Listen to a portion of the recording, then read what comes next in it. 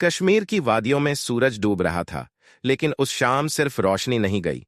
26 जानें भी चली गईं। सब टूरिस्ट थे, सब भारतीय थे, और सब मारे गए सिर्फ इसलिए क्योंकि वो हिंदू थे।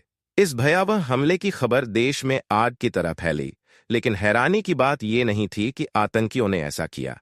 हैरानी की बात यह थी कि दुनिया के सबसे प्रतिष्ठित मीडिया संस्थानों को इस बात में दिलचस्पी नहीं थी कि मरने वालों का धर्म क्या था और मारने वालों की विचारधारा क्या थी।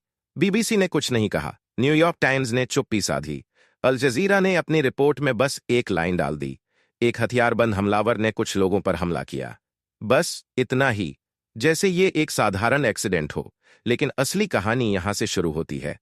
भारत के भीतर बैठा एक वर्ग, एक ऐसा समूह जिसे देश की सेक्युलर आत्मा का रक्षक कहा जाता है, उसने भी यही भाषा अपनाई।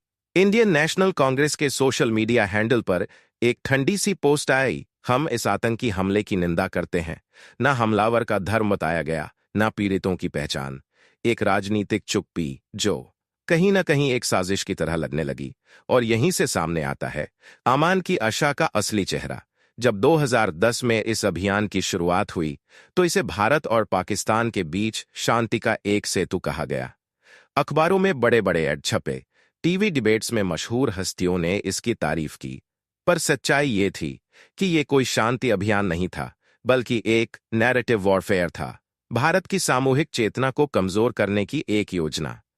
शुरू में किसी को शक नहीं हुआ। अमान की आशा ने संगीत, संस्कृति और मीडिया की आड़ में पाकिस्तान के प्रति सहानुभूति पैदा करनी शुरू की। यह अभियान बार बार ये दिखाता रहा कि आम पाकिस्तानी भारत से प्यार करता है, जबकि हकीकत में पाकिस्तान की जमीन से रोज भारत के खिलाफ षड्यंत्र रचे जाते थे।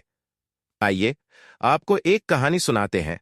2016 में उरी हमले के बाद जब पूरा देश गुस्से से खौल रहा था, तब भी यही वर्ग शांति की अपील कर रहा था। ये कहते रहे, युद्ध से कुछ नहीं होगा, बात करो। लेकिन उन्होंने ये कभी नहीं बताया कि उस बात के दौरान भी पाकिस्तान की सीमा से घुसपैठ बंद नहीं हो रही थी। नहीं आतंकी ट्रेनिंग कैंप। यह एक ऐसा समय था जब भारत वैश्विक मंच पर अपनी स्थिति मजबूत कर रहा था, लेकिन अंदर से कुछ ताकतें चाहती थीं कि देश भ्रम में फंसा रहे। राष्ट्रवाद को सांप्रदायिकता बताया जाए और आतंकवाद को रेजिस्टेंस मूवमेंट का नाम दिया जाए। अब जरा सोचिए, क्या कोई राष्ट्र अपने दुश्मन की संस्कृति को ग्लैमराइज करके जिंदा रह सकता है? यहीं आता है दूसरा मोड़। तालिबान, अलकायदा, लश्कर-ए-तैयबा, जैश-ए-मोहम्मद, ये नाम सिर्फ आतंकी संगठनों के नहीं हैं, ये एक विचारधारा के प्रतीक हैं। एक ऐसी विचारधारा जो कहती है कि अगर तुम उनके मजहब में नहीं हो तो तुम दुश्मन हो। लेकिन भारत में बैठा कुछ मीडिया और कुछ बुद्धिजीवी वर्ग इसे धार्मिक मान्यता की बजाय राजनीतिक क्रिया कहकर ढांकने की कोशिश करता है।